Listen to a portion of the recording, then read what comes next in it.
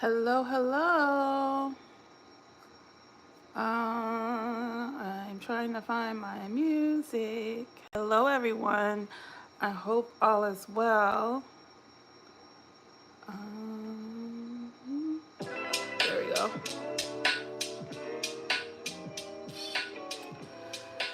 Hello, hello, hello. I am trying to get my stuff up here.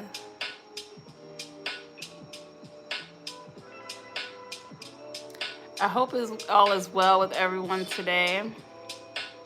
It's been a pretty long day for me today, but I'm here. I am here. I actually had a live in-session meditation class earlier today with some college students, so that was great. We also talked about self-compassion, which is also amazing. What else did I do? I had homework. Remember we talked about graduate school? Yeah, I'm feeling the homework. Okay. Had homework and got prepared for tonight's live. So a lot going on. I hope all is well with you guys. Tonight, again, we'll be talking about self-compassion. If you don't know who I am, my name is Debbie. I am a certified meditation coach. Hey, Kiki. I'm a certified meditation coach. And if you listen to Haven Inspired's video, I'm the voice that you hear. These lives are primarily to discuss affirmations surrounding whatever topic that we're talking about. Again, today is on self-compassion. I have 7 affirmations. And yes, I have 7 affirmations. Some of these may be affirmations that have been in some of the meditations, but they're ones that I love to revisit when it comes to self-compassion. So I'm so excited to kind of talk through these a little bit more and kind of give you guys some insight on each one, which is something I don't get to do in meditations, like kind of explain and talk through them a little bit. So yeah, I'm ready to get started. If there's any questions, definitely let me know. This is very interactive. Feel free to talk to me in the comments. Hey, Hiru, how are you? Yes, happy Eclipse Day. Yeah, I was literally I didn't have any glasses, so I was literally trying like to go where I had to go without looking up. But yeah, I know that I've kind of been like a little wacky when it comes to just my body in general today. I didn't notice that.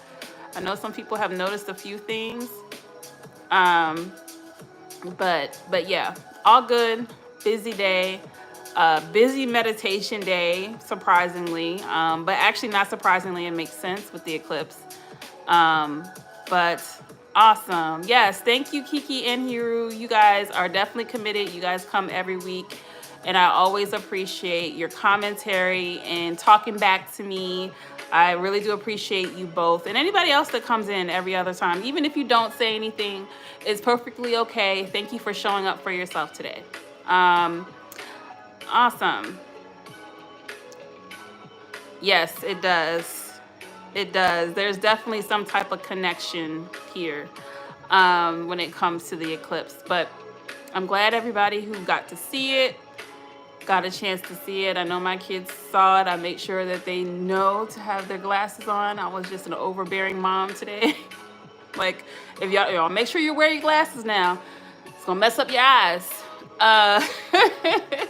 But yeah, I'm glad that it was a beautiful day. It was just wonderful. I think everybody was just in a very great mood today, I noticed. So it's a good thing. So to dive into affirmations, I know I share this. I'll continue to share this every yes, with the glasses on. I know I share this every week with affirmations, but just a reminder, feel free to use these affirmations however you wish to use them. If you need to change the language at all, Feel free to change the language, and if you want to write them, speak them, record yourself saying them, by all means, use them however you wish to. And again, if you have any questions in regards to the affirmations we're using, drop them in the comments. First one. I am worthy of love and compassion just as I am. I am worthy of love and compassion just as I am. And I may have went through this before, but I wanted to revisit it because it's something that we have to consistently remind ourselves that we are worthy of love and compassion just as we are. So if we're not our best selves, if we're not in the best state of mind, or if we're not acting the way that we think that we should, if we're having our ugly moments, if we're having those very severe sadness or sad moments or depressed moments or guilty moments, even in those moments, we still are worthy of love and compassion. So this is just a reminder. I'm pretty sure I probably have said this one or done this one before, but I really wanted to revisit it. And repetition is key to a healthy mindset and key to healing. A lot of times it's just a matter of consistency and repetition. So I wanted to make sure that I revisited this one for self-compassion. I am worthy of love and compassion just as I am. The just as I am is just as important as the worthy of love and compassion. So keep that in mind, all right? So number 2, I trust in my own journey and honor the lessons it brings. I trust in my own journey and honor the lessons that it brings, right? So when it comes to our own journeys, sometimes those journeys aren't easy journeys, right? They're not positive. They're not the best situations that we want to find ourselves in. They're not the best environments that we want to find ourselves in. But understanding that even though that may be the case, we still must honor the lessons that it brings, right? But also take the time to process what happened, whether it be trauma or whether it just be not so great things, making sure that we process those things, but then also honor the lessons. I think a lot of times we skip the processing and we go straight to, oh, we should find the lesson. And it kind of turns into toxic positivity, right? Where we find ourselves in the toxicity of, okay, this is the positive thought process, but I'm actually not taking the time to process the trauma and the frustration and the feelings and the emotions that I feel in that moment. So not ignoring that, but making sure to trust in our own journey, the good and the bad, and honor the lessons that it brings. But I'm also going to add to that and say, and processing how we feel about those lessons. Processing how we feel about that journey, because without processing, if we honor the lesson, we may still miss it. So keeping all of that in mind, I trust in my own journey and honor the lessons it brings. Okay, that's number 2. Number 3, I grant myself permission to rest and recharge without guilt. I grant myself permission to rest and recharge without guilt. I'll say that one last time. I grant myself permission to rest and recharge without guilt. I literally just did this past weekend. This past weekend on the 6th was my birthday, and I did nothing.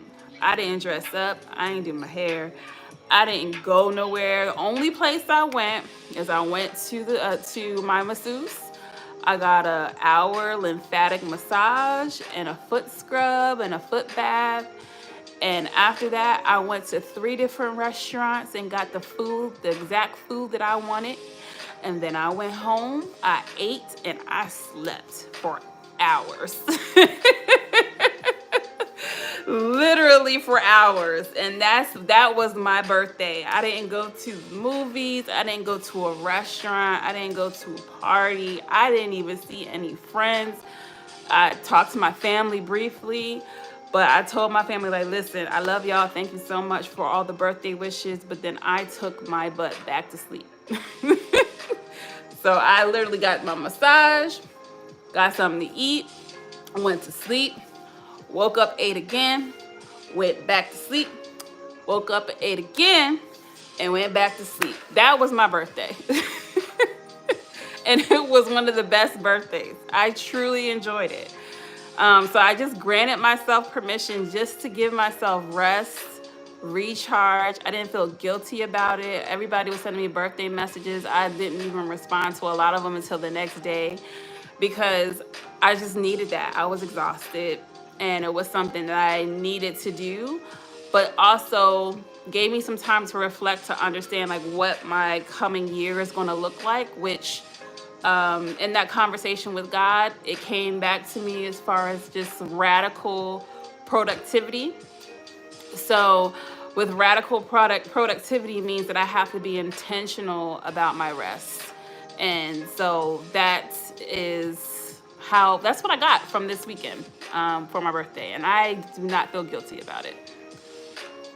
I want that B-day every day. My massage is scheduled for this weekend. So grateful. Yes, absolutely. Yes, definitely schedule. I feel like massages should be a regular thing for your mental health. I don't think that people understand how much is linked to our muscles and our joints and our body and our tissues and how much tension we have, especially if you work at a computer. And how much every time I'm a masseuse, she tells me every time I go, she's like, up here is just so bad. Like every time I come in and she has to dig in there and kind of get it all out. But yes, monthly if you can. Now I know that's like maybe expensive, but trying to find a way to give your body a release, like giving your body a release, even if it's just like stretching every day, or there's so many ways that you can do it, but finding ways to give your body a release. And this is why it's important for your mental health. Your mental health is linked to your nervous system, right?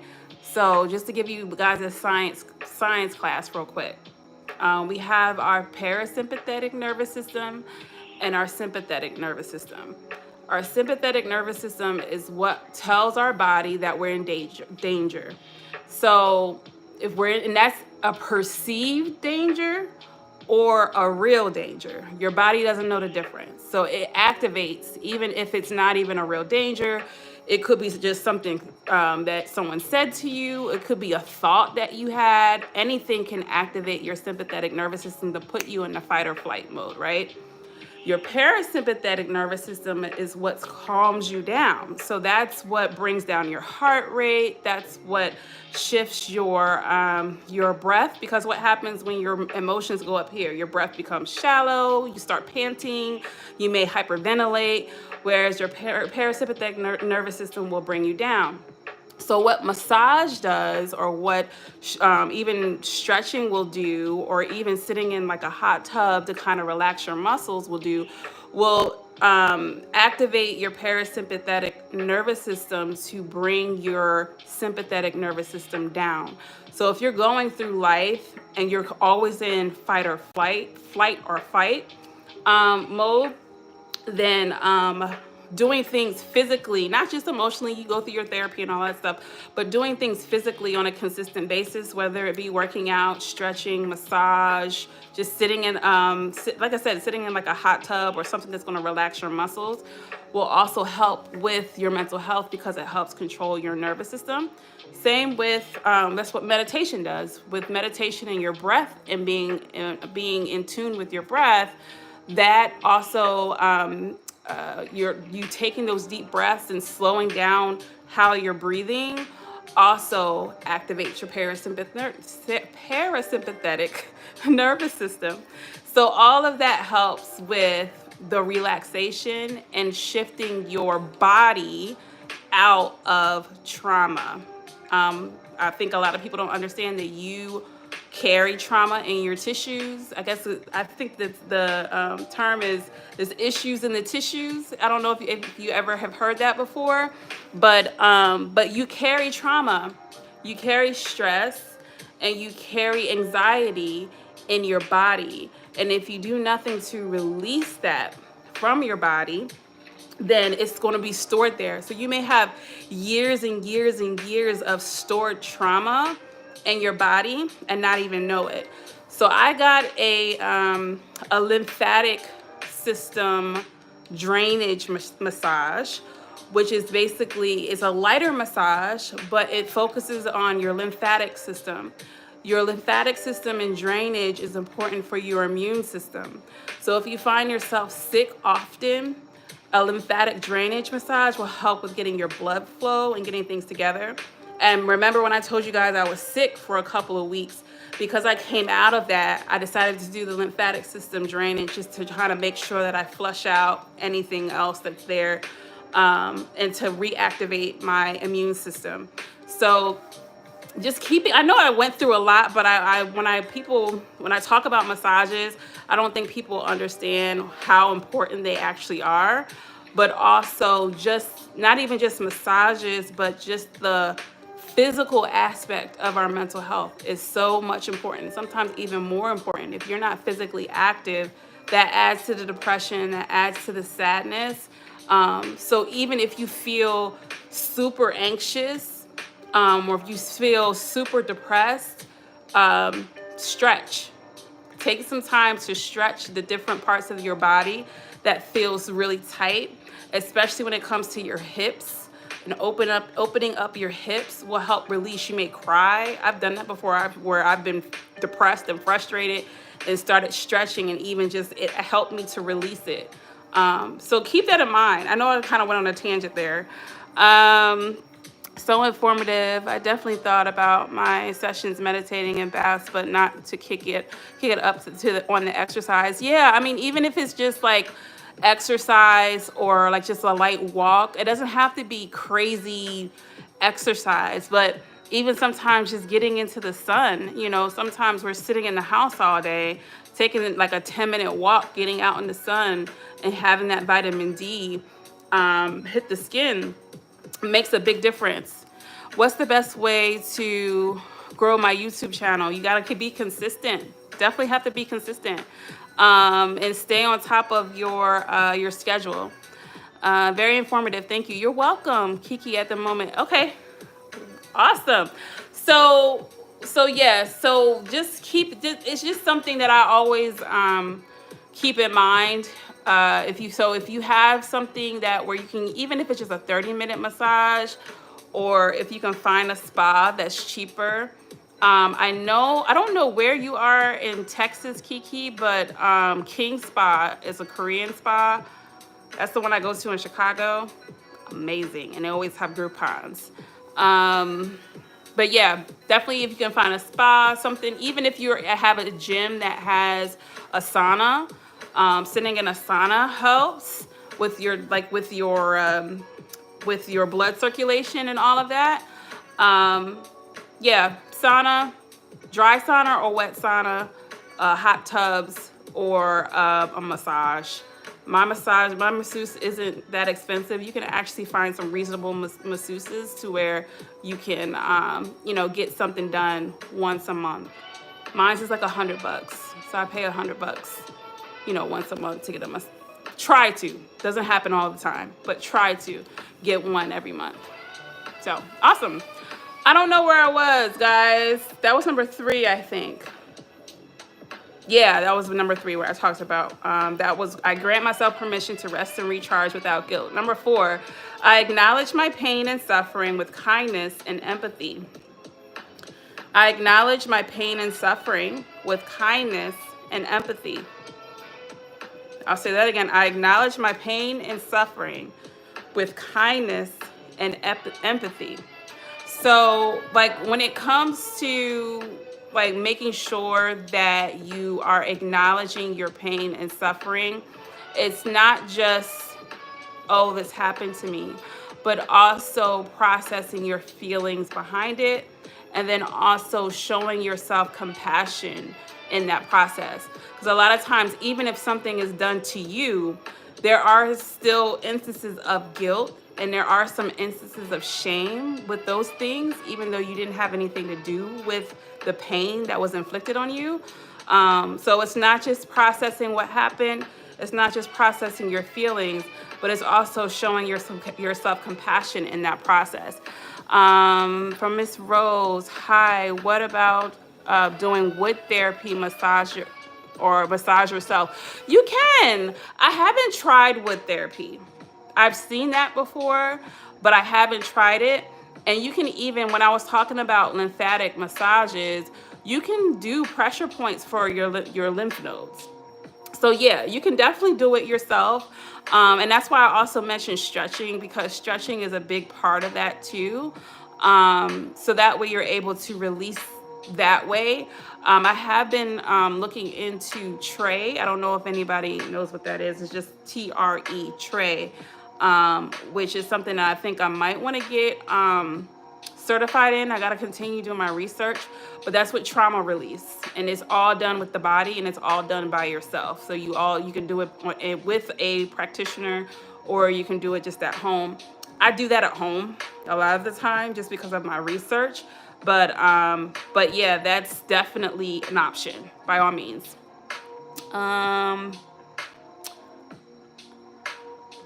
Yeah, it's King Spa is great. I don't know. I haven't been to the one in Texas. I've been to the one. There's only 3 of them. I've been to the one in Virginia, and I've been to the one here in Chicago. I haven't been into the one in Texas, but they all pretty much have the same things, and they're usually pretty cost effective. I know the one in Virginia is huge, so that one's a little bit more expensive. But the one for me, that's by me, I can get.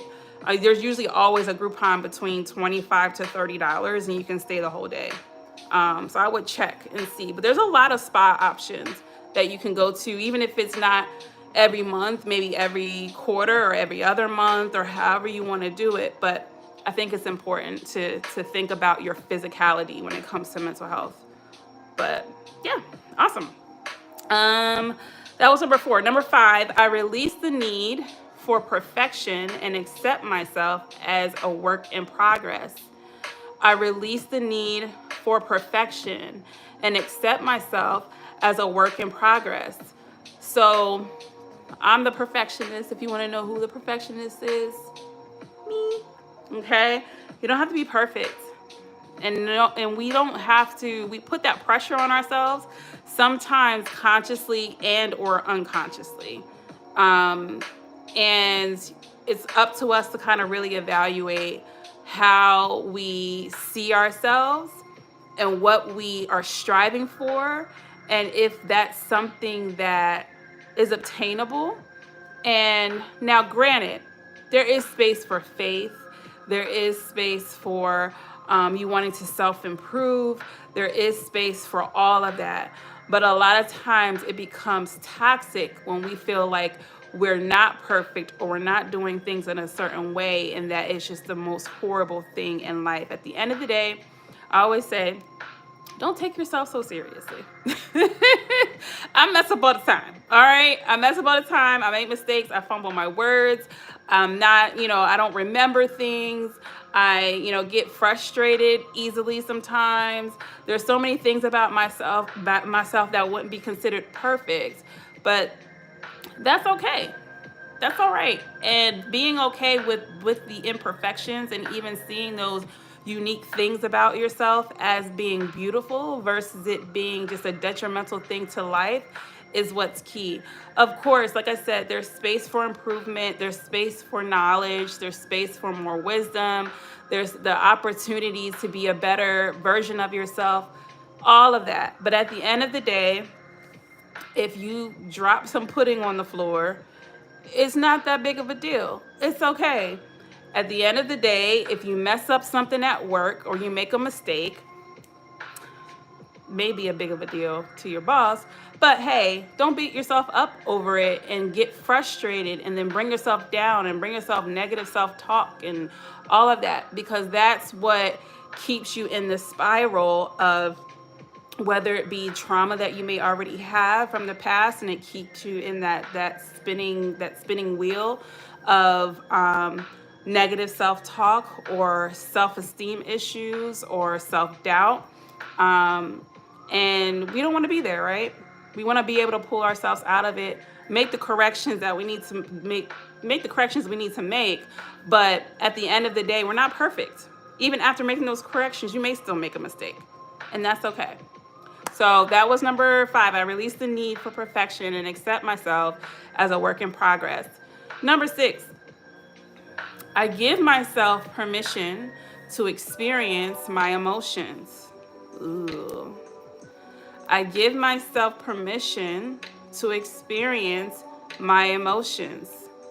Yes, give yourself grace. Absolutely. I give myself permission to experience my emotions. So understanding that when we are experiencing emotions, how do we react to our experience of the emotions? Do we give ourselves the space to experience them? Do we allow ourselves to process them? Or is it pull up your bootstraps, suck it up, be a big girl, and keep going? And a lot of times that works for a period of time, maybe, right? But at a certain point, you're going to get burned out. You're going to get frustrated. Then you're going to get to a point where you're going to start feeling bad about yourself, because at a certain point, you're like, okay, well, I'm feeling this way. I told myself that I could push through it, but I'm still feeling this way. Another scenario would be, and this could be even during childhood, where you cry and you're told to stop crying, right? Stop crying. Wipe those tears. Like, why are you crying? Stop all that. Suck it up, or whatever, instead of allowing ourselves to experience what we're feeling. The sooner you're able to allow yourself to experience what you're feeling, the faster, most likely, not all the time, but the faster you will be able to completely process that emotion and heal from that and move on. But the more that you push it off, or you suppress it, or you just bypass it and you just keep going and you just try to be that strong person, you're gonna crash eventually. So this one is to remember or remind yourself to give yourself the permission to experience your emotions. And it may be a daily thing. You may have a lot of emotions that happen all of the time, and you have to give yourself that space to process it.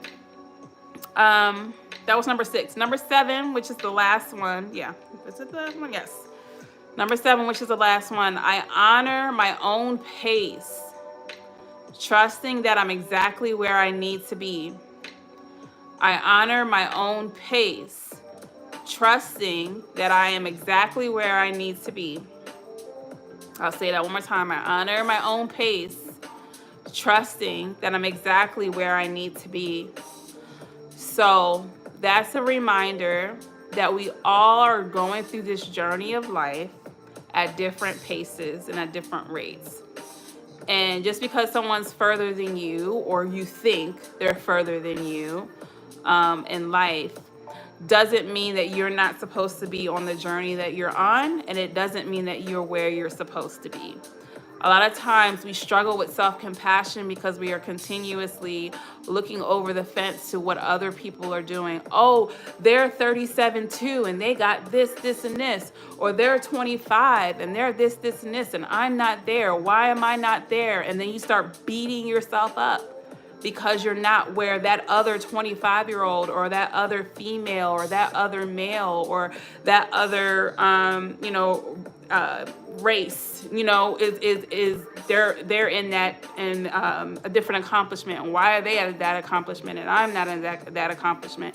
So we think about all of these things, and because we're comparing ourselves consistently to other people, we then begin to beat ourselves up because we're not where they are. So this is a reminder. I honor my own pace. I honor my own pace. I honor my own journey. I honor my own purpose, right? trusting that I'm exactly where I need to be. Trusting that I'm exactly where I need to be. You are exactly where you're supposed to be. So just keeping that in mind, you can change that language however you need, that how you have, however, see, I'm messing up now, but it's okay. However, you need to change it, but understanding that you can honor your pace, you can honor your journey, and your only competition is with yourself. Don't compete with other people. Only compete with yourself. If today you did a great job, then tomorrow strive for better from what you did the day before. But never strive for what someone else is doing, because that's when you start beating yourself up. All right, I hope this was helpful. I'm going to go back to the top just so that way anybody can get all the affirmations. And for anyone that missed, number 1 was, I am worthy of love and compassion just as I am. Number 2, I trust in my own journey and honor the lessons it brings. Number 3, I grant myself permission to rest and recharge without guilt. Number 4, I acknowledge my pain and suffering with kindness and empathy. Number 5, I release the need for perfection and accept myself as a work in progress. Number 6, I give myself permission to experience my emotions. And number 7, I honor my own pace, trusting that I am exactly where I need to be. Awesome. I hope that was helpful. Definitely let me know if there's any topics that you guys want to talk about in the coming weeks. Yeah, I always love talking about self-compassion because it's something that I always struggled with. So being able to help others is definitely something that I enjoy. You're welcome, Kiki. If, like I said, if there's any topics that you want to talk about, definitely let me know either in the comments, or you can always, any of the videos that you watch, you can always comment on those videos with topics that you want to talk about, and or just want on your, want as far as like a meditation. You'll have a self-compassion meditation posted on Wednesday, so that will be ready. I think it will be I'll do 5 minutes. I'll do a 5-minute one for that one. I think I might already have several 10-minute and I think maybe a 20-minute self-compassion meditation, but no short ones. So I'll make sure to get that going. And if you haven't already, if you feel like you're struggling with self-doubt, make sure to check out my book, Non-Self, Let Me Be Great. It's in the comments. The link should be in the comments. This is what it looks like. It's an inspiration and workbook. Talks about my journey with self-doubt, and then it also has affirmations in there, and it has a workbook at the back of each chapter. So definitely check it out. The other journal, I don't know where it's at right now, but there is another journal on, all of these are on Amazon, but there is another journal that's oh, here it goes. It's an empty one. This one has journal. This one's the empty one. And it just has a daily check-in, daily and weekly check-in. And then this one has the workbook. This is the one with the read and workbook. Okay? All right, y'all. I did my commercial. Thank you so much for joining me tonight. This live is every Monday at 8 p.m. Central Standard Time. That should continue. I don't foresee anything changing with school yet, but I'm hoping that school will be, I think I'm going to shift all of that to the morning, because going to class after work is just not where it's at. It's not. I don't like it. So I'll keep you guys updated on the schedule. Otherwise, be blessed, and I love all of you guys. And yeah, let me know if you need anything. Bye.